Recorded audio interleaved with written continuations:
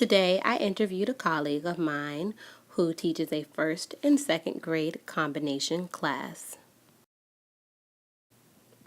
On display are I can statements and classwork from Miss Lennon's first and second grade class.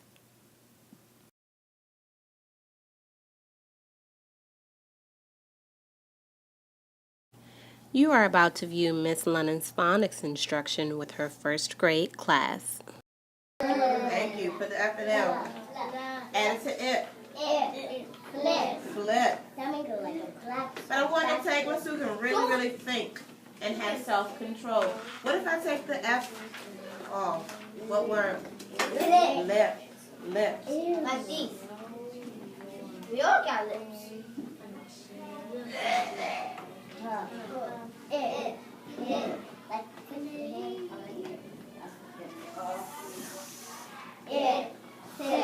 We'll stop here. I'm going to do one more before we do our story. Let me see. Let's do act. Come here, act, please. All right. So. Sack. It's a bag, yes. Alright. It'll be not making, take a C away. What letter? No. That's a tack as in almost like a nail. Like a tag, like. Alright, another consonant blend. And it's two letters. Two letters. But this is not necessarily a consonant blend, it's just a blend because it has a U. And who can tell me what a U is? What type of letter is a U? What type of letter is a U? It's a consonant or a vowel? Consonant or a vowel? What are your vowels? A vowel. This is about that. Alright. So, Q and U together. I'm going to add two.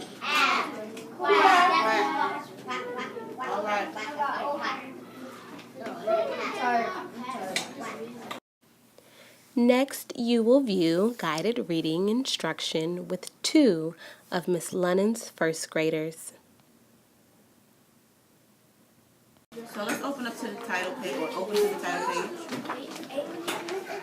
I'm looking for groups that are continuing to work quietly.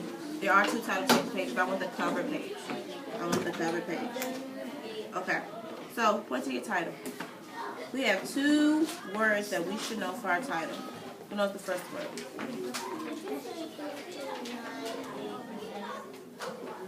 Good. What's the next word? Cat. Come here. I didn't say not do anything. That's what you're supposed to do. Why do you have to take your voice up or show excitement? What punctuation mark is that? Remember? An exclamation mark. They're down over there. Yes. Exclamation mark. Good job. Remember that. Good cat.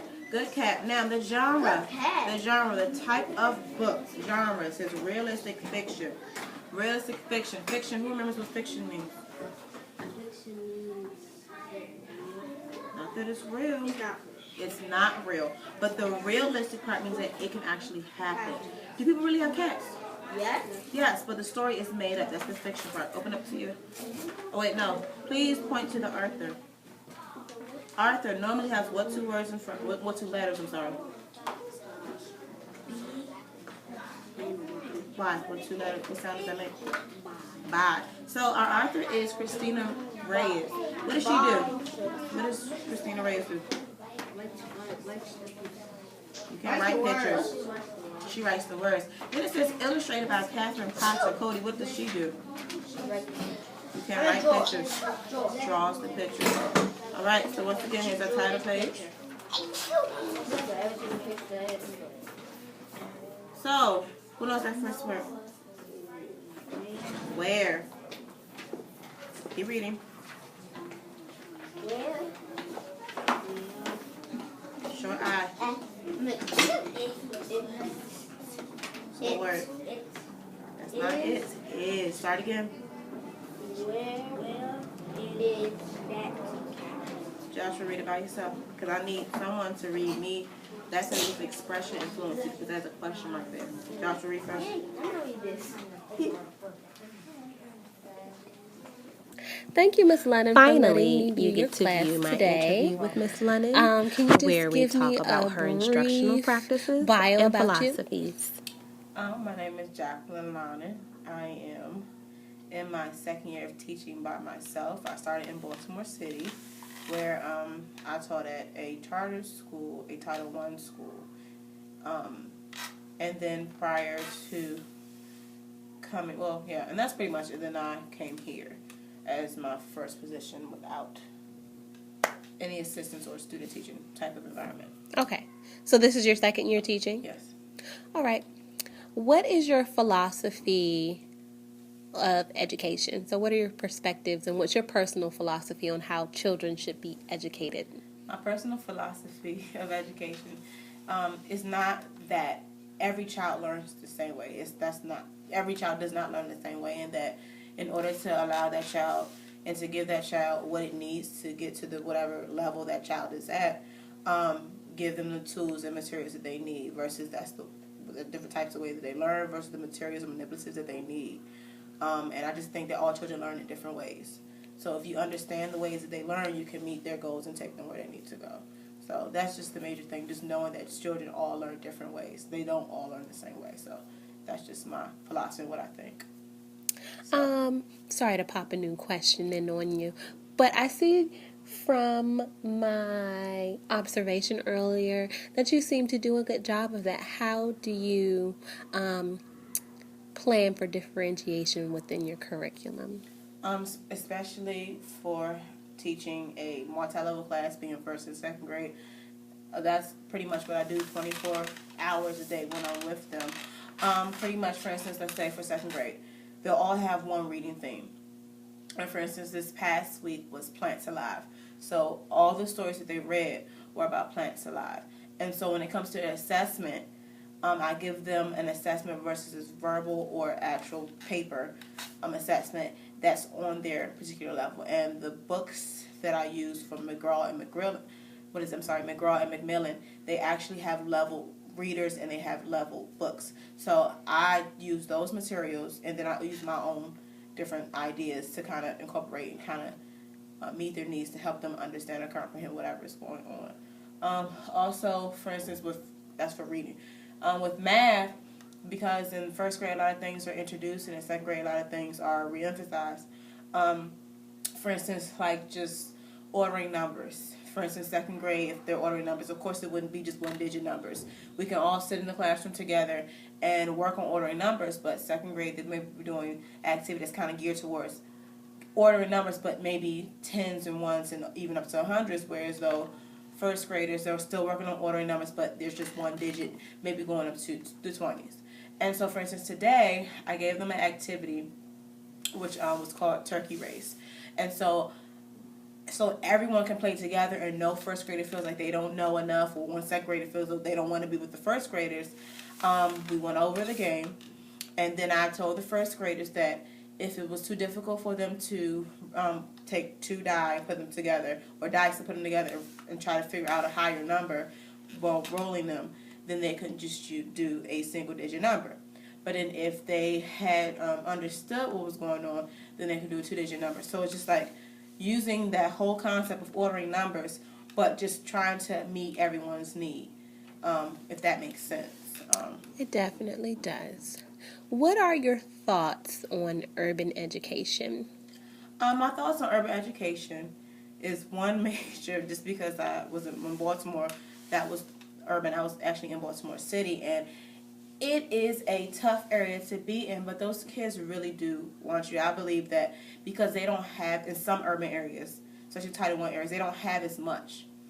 And so because they don't have as much, when they see that teacher that really cares, and of course you have to have a lot of patience because you have children that have different backgrounds, they have different home lives and stuff like that. So when you come to the table and meet them, you have to have patience. And because like I said, because they don't have a lot, they want more. So if they have that person or that figure in their life that actually cares about their future and where they need to go, it makes that urban education situation a lot easier versus these kids don't care I'm not going to try to make them care. I'm just going to try to get them to learn what they learn. If they don't learn it, oh well. You know, that's not the attitude you have to have in urban education. You have to have in the belief that you can get them to go where they need to go, because it is a hard atmosphere to be in. But those children, deep down inside, they really want to learn. You just have to have the right tools and motivation to get them there. Okay. So you kind of answered my second question of have you ever worked in an urban school? And so that was yes. So I do want to pop in a new question. What are some ways that you connected with your students in that urban setting? My first urban setting was the Title I school. And a lot of the kids, it was a different situation for me as well, because, I even had to pick and choose wisely where I parked my car. Mm-hmm. Because 8 hours later, I had to be mindful that I want my car to still be there. But anyway, with inside the school, a lot of the kids were a little rough around the edges, and they were more so into what was going on in the streets. So a lot of the times for instance, when I was doing my reading instruction with them, and it was a 3rd grade class, when I was doing my reading instruction with them, a lot of the stories, because they were so open to tell me what was going on in their lives, anytime they could make a connection, I would allow them to, versus saying, I don't want to hear that. Keep that outside. Because a lot of the connections that they could make were not necessarily positive. Mm-hmm. So it's taking that positive connection and saying, okay, thank you for what you're contributing, but let's just try to see how this ties in to the situation. Also, a lot of them just need to get stuff off their chest. I had some students that didn't have a mother in the house because their mother were doing drugs, or just different negative environmental factors. And just having a meeting situation where early in the morning we just talk. How was your evening?